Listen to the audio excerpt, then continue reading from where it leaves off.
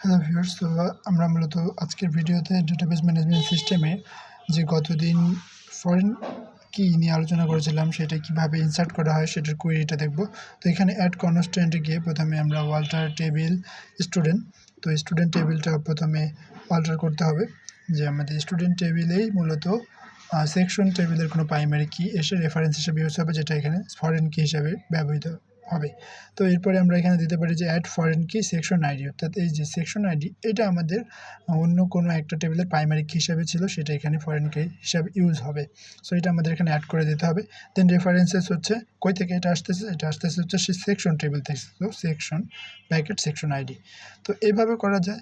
আর এখানে মনে রাখতে হবে যে সব আমরা একবারে বড় হাতের অক্ষরে লিখতে পারি অথবা কখনো ছোট হাতের লিখতে পারি, কিন্তু যে কোনো একটা হয় বড় হাতের না অথবা ছোটো হাতের।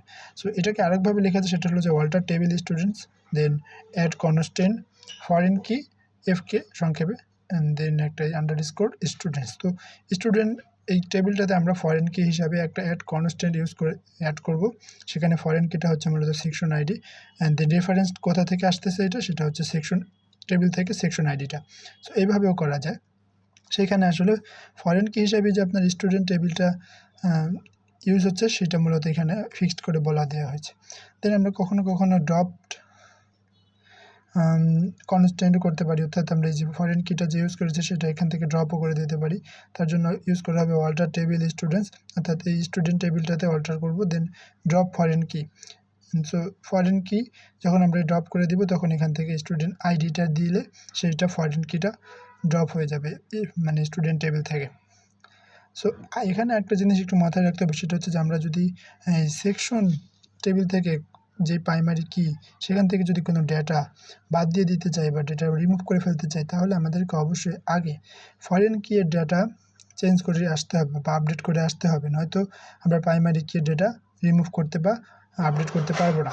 আগে আমাদের ফরেন কিটা হয়তো বা ড্রপ করে দিতে হবে অথবা সেখানকার ডেটা আগে আপডেট বা চেঞ্জ করে আসতে হবে। দেন আরেকটা জিনিস হচ্ছে যে ফাইন্ড ফরেন কি কনস্ট্যান্ট টেবিল।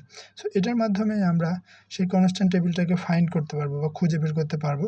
সো এটার জন্য সিলেক্ট কলাম নেম বা কনস্ট্যান্ট নেম, দেন ফর্ম ইনফরমেশন স্কিমা কি কলাম ইউজেস।